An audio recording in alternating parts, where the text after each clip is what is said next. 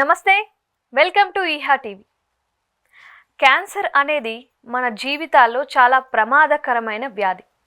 మనం చూసుకున్నట్లయితే ఎప్పటి నుంచో ఈ క్యాన్సర్కి మందు అనేది లేదు. ఇది మన మారిన ఆహారపు అలవాట్ల వలన, మారిన జీవనశైలి వలన ఈ మధ్య కాలంలో ఎక్కువ మందిని ప్రభావితం చేస్తుంది. దీని గురించి మనం ఈరోజు తెలుసుకునే ప్రయత్నం చేద్దాం. మనతో పాటు ఉన్నారు డాక్టర్ జి దుర్గా ప్రసాద్ రావు గారు, సీనియర్ హోమియోపతి ఫిజిషియన్, హైదరాబాద్లోనే ప్రాక్టీస్ చేస్తున్నారు. ఆయనతో మాట్లాడి ఈరోజు మనం తెలుసుకునే ప్రయత్నం అయితే చేద్దాం. నమస్తే సార్. నమస్తే అమ్మా. బాగున్నారా? బాగున్నాను. మీరు బాగున్నారా? నేను బాగున్నాను. ఓకే, మొదటిగా అసలు క్యాన్సర్ అంటే ఏంటి? క్యాన్సర్ అంటే మన శరీరంలో కణాలు ఒక క్రమమైన పద్ధతిలో విభజన జరుగుతాయి. అయితే కొన్ని కారణాల వల్ల కొన్ని సమయాలలో ఆ కణ విభజన అనేది అస్తవ్యస్తంగా మారి ఏ కారణం లేకుండా విభజన వేగంగా మరియు కుప్పలు కుప్పలుగా కొన్ని కణాలు సమూహంగా చేరుతాయి.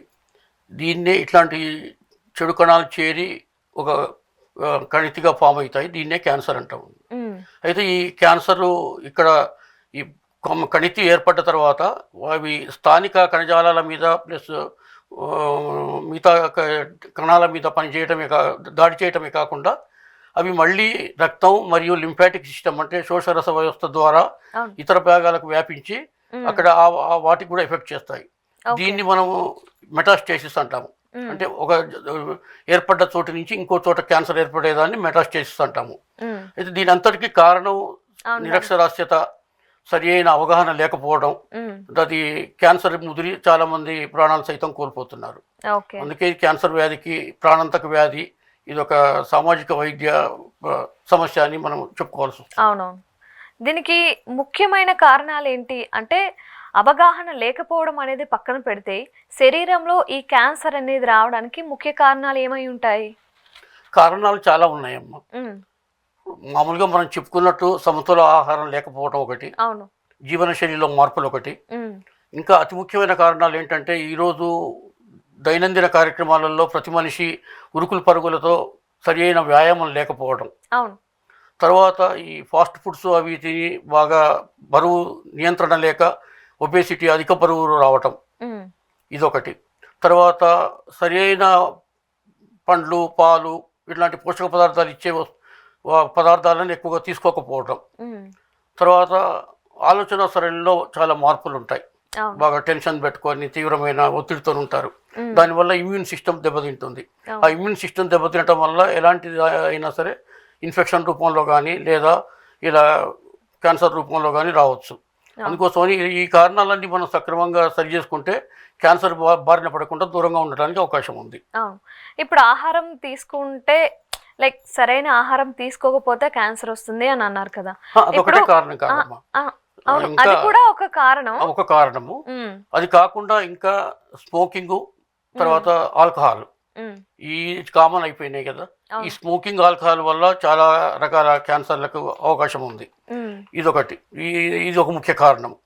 తర్వాత రేడియేషన్కి ఎక్కువగా ఎక్స్పోజ్ కావటం ఒకటి.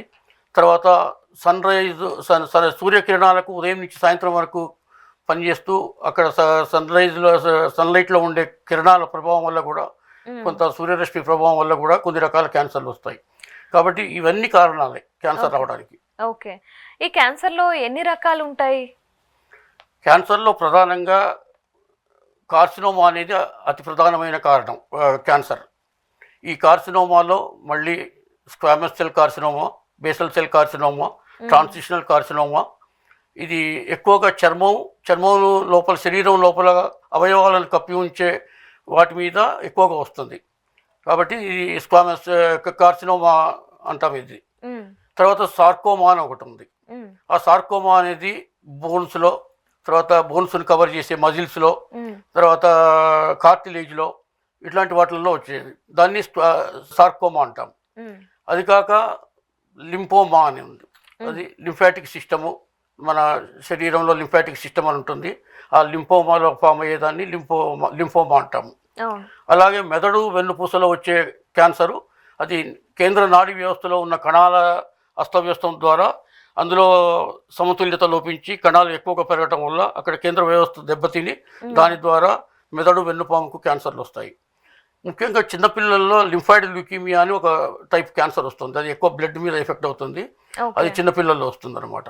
ఇవి కాక ఇంకా రకరకాల క్యాన్సర్లు ఉన్నాయి. దాదాపు 100కు పైగా క్యాన్సర్లు ఉన్నాయి. ఏదైనా సరే సరి అయిన అవగాహన ఉంటే మనము దేనికైనా దూరంగా ఉండడానికి అవకాశం ఉంది. అవును, మనం కాలంలో చూసుకున్నట్లయితే బ్రెస్ట్ క్యాన్సర్ అనేది ఆడవాళ్ళలో చాలా ఎక్కువగా వినిపిస్తుంది. అంటే ఈ మధ్యకాలంలో ఆ శాతం కూడా పెరిగిందనమాట. దాని గురించి ఒకసారి చెప్తారా? ఎందుకు వస్తుంది బ్రెస్ట్ క్యాన్సర్ అనేది?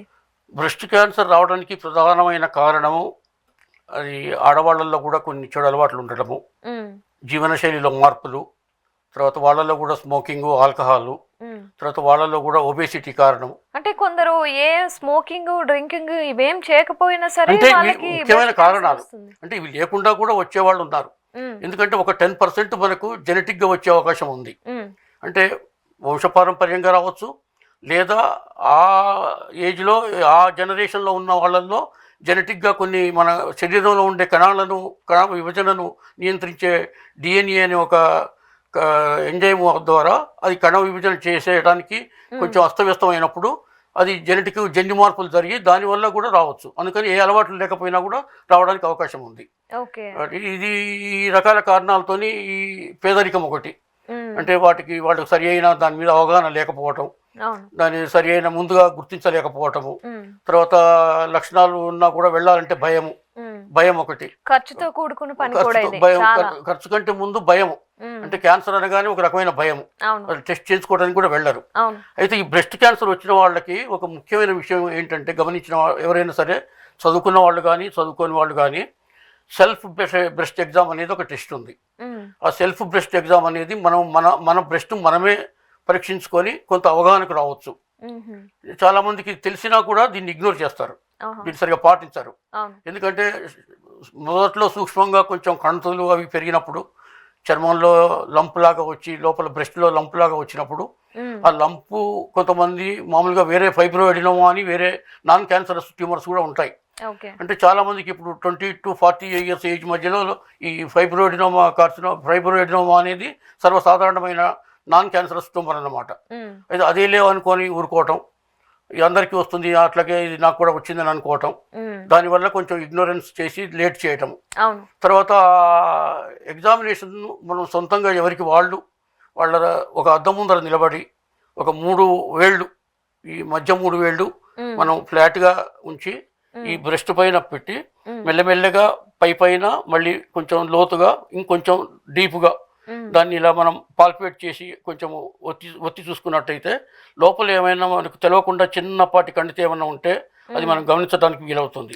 గడ్డలాగా వస్తే అవుతుంది అనమాట, అది చేసుకోవచ్చు. అలాగే ఈ బ్రెస్ట్తో రైట్ హ్యాండ్తో లెఫ్ట్ బ్రెస్ట్ని, లెఫ్ట్ హ్యాండ్తో రైట్ బ్రెస్ట్ని చెక్ చేసుకోవడం. ప్రతి నెలకు ఒకసారి మెన్సెస్ పీరియడ్ అయిపోయిన తర్వాత ఒక 4-5 రోజులు వదిలిపెట్టి, ఎందుకంటే అప్పుడు కొంచెం హార్మోన్స్ ఇంబ్యాలెన్స్ ఉంటుంది కాబట్టి పీరియడ్ అయిన తర్వాత ఒక 5 రోజుల తర్వాత నార్మల్ స్టేజ్లో ఉన్నప్పుడు అప్పుడు చెక్ చేసుకుంటే కొంతమందికి ముందుగానే గుర్తుపట్టే అవకాశం ఉంటుంది. అలాగే బ్రెస్ట్లో గడ్డలు వచ్చిన వాళ్ళకి సంఖ్యలో కూడా కొంచెము లింఫ్ గ్లాండ్స్ ఎన్లార్జ్ అయ్యి కొంచెం వాపు ఉండే అవకాశం ఉంటుంది. కాబట్టి సంఖ్యలో కూడా కొంచెం పరీక్ష చేసుకొని ఏమైనా గట్టిగా అనిపించినా, లేకుంటే ఏమన్నా మనకు రౌండ్గా ఒక ముద్దలాగా తగిలినా కూడా అట్లా అనుమానం ఉన్నప్పుడు మనం వెంటనే డాక్టర్ని సంప్రదించి దానిపైన సరి అయిన నిర్ణయం తీసుకోవడం మంచిది. అంటే కొందరికి ఏంటంటే అవి వచ్చి మళ్ళీ మాయమైపోతూ ఉంటాయి కదా, మరి అటువంటి పరిస్థితిలో ఏం చేయాలి? కొన్నిసార్లు చిన్నగా మీరు చెప్పినట్టు చిన్న గడ్డలా వస్తుంది, వచ్చిన తర్వాత మళ్ళీ అది మాయమైపోయింది అనుకోండి, అది ఉన్నట్టా లేనట్టా?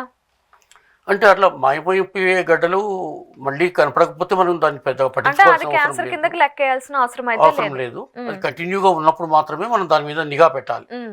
తర్వాత ఈ గడ్డలు పెరిగిన తర్వాత ఒక గడ్డలే కాకుండా వేరే రకాల గడ్డలు కూడా నాన్ క్యాన్సరస్ ట్యూమర్స్ కూడా ఉంటాయి. కాబట్టి ఈ మిగతా ఎగ్జామినేషన్ ఉంది.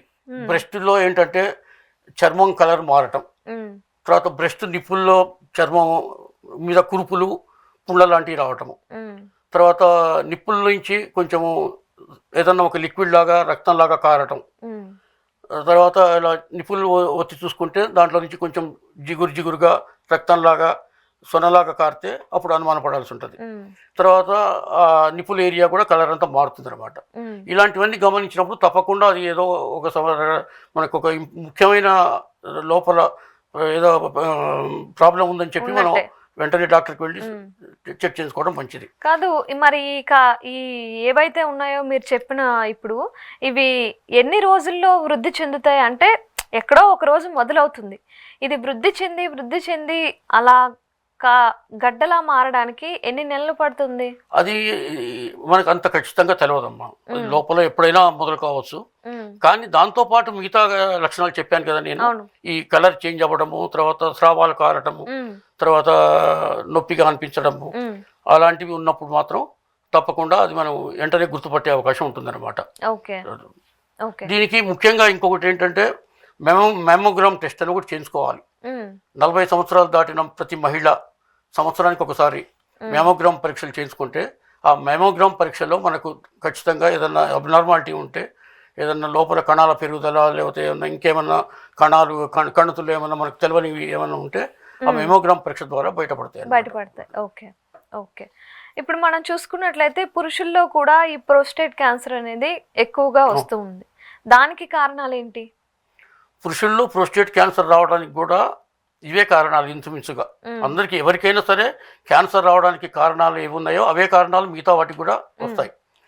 మనకు పురుషుల్లో వచ్చే ప్రోస్టేట్ గ్లాండ్ అనేది మన పురుషుల్లో మూత్రాశయం కింద ఒక వాల్నట్ సైజులో ఒక చిన్న తిత్తిలాగా ఉండే పదార్థం అన్నమాట. ఈ ప్రోస్టేట్ గ్రంథి నార్మల్గా సంతానోత్పత్తికి, దాంట్లో సెమెన్ ప్రొడక్షన్కి ఉపయోగపడుతుంది. అయితే ఇది కొంచెం పెద్దగా అయినప్పుడు నార్మల్ బినైన్ ప్రోస్టేటిస్ అని నాన్ క్యాన్సరస్ వాపు కూడా ఉంటుందన్నమాట. అలా కాకుండా మ్యాలిగ్నెంట్ ప్రోస్టేట్ మన క్యాన్సర్కి సంబంధించింది. అది పెరిగినప్పుడు ఏమవుతుందంటే తరచూ మూత్రం రావడం, తర్వాత మూత్ర విసర్జనలో మంట అది ఉండటం, తర్వాత మూత్రం వెళ్ళొచ్చిన తర్వాత కూడా మూత్రాశయం ఖాళీ కానట్టుగా అనిపించడం, తర్వాత ఈ లక్షణాలతో పాటు మనిషి శరీరంలో బరువు తగ్గడం, తర్వాత కాళ్ళల్లో వాపు, ఇలాంటివి లక్షణాలు కనిపించినప్పుడు అది తప్పకుండా ప్రోస్టేట్ క్యాన్సరస్ సంబంధమైనదని మనం అనుమానంతో చెక్ చేయించుకోవాలి. ఇంకొక సింపుల్ టెస్ట్ పిఎస్ఏ అని ఉందమ్మా, prostatic specific antigen. PSA test, ఇది రక్త పరీక్ష. ఇది రక్తంలో ప్రోటీన్ పోయేదాన్ని చెక్ చేస్తారనమాట. ఇది 1.0 నుంచి 1.5 వరకు నార్మల్ అందరికీ. ఈ 1.5 దాటి ఎప్పుడైతే 2, 3, 4 అట్లా పోతుందో కొద్దిగా అది అబ్నార్మల్ స్టేజ్కి పోతున్నట్లు లెక్క. ఇక అది ఎక్కువగా 5 దాటి ఇక 10, 12, 15 వరకు పోయిందంటే ఖచ్చితంగా క్యాన్సర్ అనుమానిత కణాలు ఉన్నాయి అని చెప్పి మనం అనుమానపడాలి.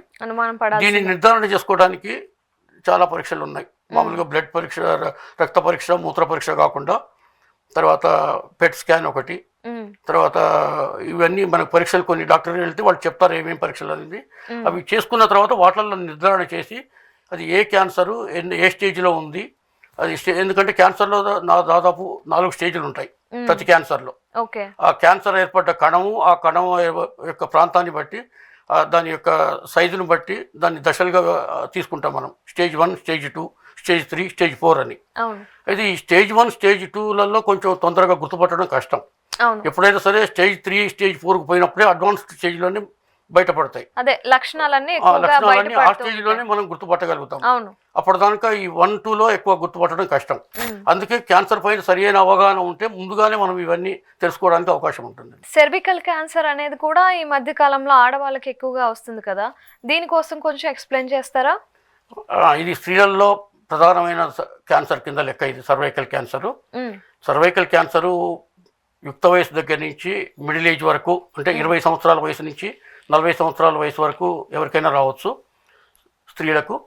ఇది ముఖ్యంగా హెచ్పివి వైరస్ అని, హ్యూమన్ ప్యాపిల్లో వైరస్ అనే వైరస్ వల్ల, ఆ వైరస్ యొక్క ఇతర జాతుల సంక్రమణం వల్ల వస్తుంది ఇది.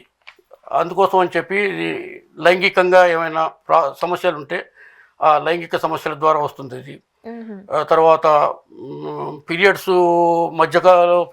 మధ్యలో మళ్ళీ బ్లీడింగ్ ఎక్కువ రావటం ఒకటి. ఆ తర్వాత మెనోపాజ్, అంటే ప్రతి ఆడవాళ్ళకి మెనోపాజ్ దశ అనేది ఉంటుంది. ఆ మెనోపాజ్ దశ దాటిన తర్వాత కూడా మళ్ళీ అదనంగా మధ్యలో బ్లీడింగ్ రావడం. దాన్ని 55 ఏళ్ళు దాటిన తర్వాత కూడా మళ్ళీ మధ్యలో ఈ బ్లీడింగ్ సమస్యలు రావటము. తర్వాత తొందరగా మెచ్యూర్ అయిన వాళ్ళు, రజస్వలు తొందరగా అవుతారు కదా, అవును కొంతమంది ఈ మధ్య 12 ఏళ్ళ ముందే కాలంలో 10 పిల్లలు ఏట 11 ఏట అవుతారు. అవును అలా తొందరగా మెచ్యూర్ అయిన వాళ్ళకి, తర్వాత పిల్లలు పుట్టని వాళ్లకు, అంటే అసలు పిల్లలే పుట్టని వాళ్లకు హార్మోన్స్ అక్కడ ఇంబ్యాలెన్స్ ఇంబ్యాలెన్స్ ఉంటుంది. ఆ హార్మోన్స్ ఇంబ్యాలెన్స్ వల్ల వాళ్ళకి కూడా రావడానికి ఆస్కారం ఉంది. వీటన్నిటికీ అయితే ఈ హెచ్పివి వాళ్ళకి ఒక వ్యాక్సిన్ ఉందమ్మా. కాబట్టి 14 ఏళ్ల నుంచి అందరికీ ప్రతి ఆడపిల్లకి ఈ హెచ్పివి వ్యాక్సిన్ ఇప్పించినట్టయితే అది మనకు వాళ్ళకి రాకుండా మనం దాన్ని ప్రివెంటివ్గా ఉండొచ్చు. ఓకే ఈ స్క్రీనింగ్ టెస్ట్ చేసి అది హెచ్పివి ఉన్నా లేకపోయినా, క్యాన్సర్ ఉన్నా లేకపోయినా ఆ హెచ్పివి వైరస్ ఆ ఇంజెక్షన్ ఇస్తే దాంతో ఇమ్యూనిటీ పెరిగి మనకు ఆ క్యాన్సర్ రాకుండా ఉంటుంది. మెయిన్గా ప్యాప్స్మియర్ టెస్ట్ అని ఒకటి ఉంటుంది ఈ సర్వైకల్ క్యాన్సర్ కోసం. ఆ ప్యాప్స్మియర్ టెస్ట్ చేయించుకుంటే దాని ద్వారా హెచ్పివి ఇన్ఫెక్షన్ బయటపడుతుంది. దాని ఏ రకానికి సంబంధించిందో తెలుసుకొని దాని ప్రకారం ట్రీట్మెంట్ చేసుకోవచ్చు అనమాట. ఓకే, క్యాన్సర్ అనేది అసలు మందే లేనిది, ఇంకా ఎప్పటికీ నయం కానిది అన్నట్టు కొందరి మెదళ్లలో ఆ ఇదైతే ఉండిపోయింది. నిజంగానే క్యాన్సర్ అనేది నయం అవుతుందా? నయమయ్యే ఛాన్సెస్ ఉన్నాయా? అంటే క్యాన్సర్ వచ్చినా కూడా బతికి బయటపడే లాంటి ఏవైనా ఉన్నాయా? మంచి ప్రశ్న అమ్మా. అంటే మీ జీవితంలో మీరు కొన్ని సంవత్సరాలుగా క్యాన్సర్ ఇదంతా ప్రాక్టీస్ చేస్తూ ఉన్నారు, మీ జీవితంలో ఎన్నో కేసులు చూసుంటారు కదా, సో దాన్ని బట్టి మీ అనుభవం బట్టి చెప్పండి. తప్పకుండా. క్యాన్సర్ వచ్చిన ప్రతి మనిషికి మరణమే శరణ్యం అనేది కరెక్ట్ కాదు. అది ఒకప్పుడు ఉండేది. ఒకనొక పాత రోజుల్లో ఈ అడ్వాన్స్డ్ పరీక్షలు కానీ అడ్వాన్స్డ్ ట్రీట్మెంట్స్ కానీ లేనప్పుడు ఎవరికైనా క్యాన్సర్ వస్తే దానికి సరైన చికిత్స లేదు, అత వాళ్ళకి ఇక మరణమే గతి అని అనుకునేవాళ్ళు. కానీ ఇప్పుడు క్యాన్సర్ ఎంతగా పెరిగిందో దానికి సంబంధించిన పరిశోధనలు, దాని ఆవిష్కరణలు కూడా అంతగానే పెరిగినాయి. దానికి ఎన్నో అధునాతన ఆవిష్కరణలు వచ్చినాయి, ఎన్నో రివల్యూషనరీ చేంజెస్ వచ్చినాయి. తర్వాత మనకు క్యాన్సర్కు మామూలుగా మనకు అందరికీ తెలిసింది radiation, chemotherapy, surgery, immunotherapy, hormone therapy, targeted therapy and bone marrow transplantation. ఈ 5-6 రకాలు నార్మల్గా ఎప్పటి నుంచో ఉన్న సాంప్రదాయ పద్ధతులు. ఇవి కాకుండా కొన్ని ఇప్పుడు కొత్త పద్ధతులు కొన్ని ఏంటంటే టిష్యూ ఇంజనీరింగ్ అనేది ఇప్పుడిప్పుడే ప్రచారంలోకి వస్తుంది. అది ఇంకా వాడుకలోకి రాలేదు. టిష్యూ ఇంజనీరింగ్ అంటే బయోమెడికల్ ఇంజనీరింగ్. అంటే లోపల ఉన్న కణాలను, ఆ జీవ కణాలలో ఉన్న కణజాలాన్ని పునరుత్పత్తి చేసి అవి హెల్దీగా తయారు చేసే పద్ధతిని టిష్యూ ఇంజనీరింగ్ అంటారు. అంటే శరీరం లోపల వాటికి అవి వేరే కణాలను దెబ్బతీయకుండా ఆ పాడైన కణాలను బయోమెడికల్ ఇంజనీరింగ్ పద్ధతిలో వాటిని ఆ జీవ కణాలను పునరుత్పత్తి అంటే చెడిపోయిన వాటిని మళ్ళీ సరిచేసి చేసే టిష్యూ ఇంజనీరింగ్ అనేది కొత్తగా ఇప్పుడు ప్రచారంలో ఉంది, కానీ ఇంకా అది వాడుకలోకి రాలేదు. ఒకవేళ అది ఇంకా వస్తే మనకు చాలా ఉపయోగకరమైంది. ఇది కాకుండా పురుషుల్లో చాలా వరకు పెద్దపేగు క్యాన్సర్ అని కూడా మనం వింటుంటాం. కోలోరెక్టల్ క్యాన్సర్, పెద్దపేగు క్యాన్సర్ అని వింటుంటాం. ఈ పెద్దపేగు క్యాన్సర్ అనేది రావడానికి ముఖ్యమైన కారణం ఏంటంటే ఇతర కారణాలతో పాటు ఈ ప్రాసెస్డ్ ఫుడ్, బాగా ప్రాసెస్డ్ ఫుడ్, ఎక్కువ అల్ట్రా ప్రాసెస్డ్ ఫుడ్ తీసుకొని ఆ పదార్థాల దోషం, ఆ దుష్ఫలితాల వల్ల ఎక్కువగా పేగు దెబ్బతిని క్యాన్సర్ వస్తుందన్నమాట.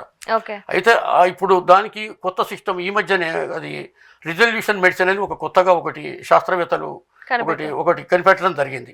ఆ రిజల్యూషన్ మెడిసిన్లో ఏంటంటే ఈ ప్రాసెస్డ్ ఫుడ్స్ యొక్క వినియోగాన్ని తగ్గించి ఒక సమతుల్య ఆహారము, ఒక పోషక పదార్థాలతో నిండిన సమతుల్య ఆహారం ఇచ్చి ఆ పేషెంట్కు ఒక క్రమమైన పద్ధతిలో వ్యాయామము, తర్వాత ఇటువంటివి కొన్ని జీవనశైలి మారుస్తూ ఆహారాన్ని మారుస్తూ ఈ ఆహారాన్ని ఇచ్చేదాన్నే రిజల్యూషన్ మెడిసిన్ అంటారు అన్నమాట. దానివల్ల సహజమైన పద్ధతిలో ఎటువంటి దుష్ఫలితాలు లేకుండా, ఎందుకంటే మనకు రేడియేషన్, కీమోథెరపీ వాటిల్లో ఎంత అడ్వాన్స్డ్ ట్రీట్మెంట్ అయినా సరే దుష్ఫలితాలు తప్పకుండా ఉంటాయి. ఇది చాలా సహజమైన పద్ధతి. ఈ సహజమైన పద్ధతిలో ఎటువంటి సైడ్ ఎఫెక్ట్స్ కానీ రియాక్షన్స్ కానీ మనిషికి ఎటువంటి ఇబ్బంది కానీ లేకుండా ఈ రిజల్యూషన్ మెడిసిన్లో చేసే పద్ధతి ఇప్పుడిప్పుడే శాస్త్రవేత్తలు కనుక్కోవడం జరిగింది. దాని మీద ఇంకా పరిశోధనలు జరగాల్సింది ఉంది. ఓకే, కీమోథెరపీ అవన్నీ మెథడ్స్ ఏవైతే ఉన్నాయో చెప్పారు కదా, ఏ మెథడ్ తీసుకున్నా సరే అంటే నేను విన్న దాని ప్రకారం జుట్టు ఎక్కువగా ఊడిపోతుంది, ఒంట్లో వేడి అనేది పెరిగిపోతుంది, ఇలాంటివన్నీ చెప్తూ ఉంటారు సైడ్ ఎఫెక్ట్స్ కింద. మరి వీటిని నివారించడానికి ఏముండదా? అంటే ఆ మెథడ్ తీసుకుంటే ఖచ్చితంగా ఆ సైడ్ ఎఫెక్ట్స్ అనేది ఉంటాయా? అంటే అవి తప్పవమ్మా. సైడ్ ఎఫెక్ట్స్ అనేవి మినిమం ఎప్పుడైనా ఉంటాయి. కాకపోతే వాటిని తట్టుకునేటట్టుగా మన రోగి యొక్క రోగనిరోధక వ్యవస్థ ఇంప్రూవ్ కావాలి. అంటే ఆ దుష్ఫలితాలు, ఆ దుష్పరిణామాలు ఏమైతే రేడియేషన్, కీమోథెరపీ వల్ల వచ్చే సైడ్ ఎఫెక్ట్స్ ఏమైతే ఉంటాయో వాటిని తట్టుకునేటట్టుగా మనిషి యొక్క శరీరం యొక్క రోగనిరోధక శక్తి, బలము పెరగాలి. అది పెరిగితే ఆ సైడ్ ఎఫెక్ట్స్ అనేవి మైనర్, తప్పవిగా. అది ఉన్నా కూడా మనం దాన్ని బయటపడచ్చు దాని నుంచి. ఓకే, ఇప్పుడు నాకు చిన్న డౌట్, క్యాన్సర్ అనేది వంశపారపర్యంగా వస్తుంది అని అంటారు కదా. ఇప్పుడు ఆల్రెడీ ఒక మదర్ ఉన్నారు, ఆమెకు ఆల్రెడీ పిల్లలు పుట్టారు, పెద్దవాళ్ళు అయిపోయారు, ఆమెకు సెట్ అయిన ఏజ్ ఒక 45-50, ఈ ఏజ్లో ఆమెకి క్యాన్సర్ వచ్చింది అనుకో, వాళ్ళ పిల్లలకు వచ్చే అవకాశం ఉందా? ఉందమ్మా, అంటే తక్కువ అవకాశం ఉంది. ఇది వంశపారంపర్యంగా వచ్చే అవకాశం ఉన్నప్పటికీ మనకు వచ్చే మొత్తం క్యాన్సర్లలో ఒక 10% మాత్రమే జన్యుపరంగా, జెనెటిక్గా వంశపారంపర్యంగా వచ్చే అవకాశం ఉన్నది. అయితే అలా వంశపారంపర్యంగా వచ్చే అవకాశం ఉన్నందుకు మనకు తెలుస్తుంది కాబట్టి మన వాళ్ళకి పలానా క్యాన్సర్ పలానా టైంలో వచ్చింది, వాళ్ళకి వచ్చి ట్రీట్మెంట్ తీసుకోవడంతో వాళ్ళు తగ్గటము, తగ్గకుండా ఏమైనా ఇది కావటము జరిగినప్పుడు వాళ్ళ పిల్లలు కానీ వాళ్ళ పిల్లలకు రావచ్చు, పిల్లలకు రాకుండా ఆ జనరేషన్ గ్యాప్ ఇచ్చి మళ్ళీ ఇంకో జనరేషన్లో రావచ్చు అవకాశం ఉంది. కానీ 10% మాత్రమే. దీనికి భయపడాల్సిన అవసరం లేదు. ముందస్తుగా అన్ని రకాల పరీక్షలు చేయించుకొని ఎప్పటికప్పుడు వయసును బట్టి జీవనశైలిని మార్చుకొని దానికి ఏమాత్రం కొంచెం అనుమానం ఉన్నా సరే, ఎందుకంటే మన బాడీలో శరీరంలో వచ్చే మార్పులే మనకు ఆన్సర్ చెప్తాయి. అది ఎందుకంటే మనం క్యాన్సర్కు మనమే ఆన్సర్, క్యాన్సర్ని కనిపెట్టడానికి మనమే ఆన్సర్. అంటే మన జీవన శైలి, మన ఆహారపు అలవాట్లు, మన శరీరంలో రెగ్యులర్గా ఉండే కాకుండా అదనంగా వచ్చే మార్పులు అవి గమనించినప్పుడు వాటిని కొట్టిపారేయకుండా కొంచెం అనుమానంతో వాటి మీద నిఘా పెట్టి మనం ప్రయత్నించినట్టయితే ఈ వంశపారంపర్యంగా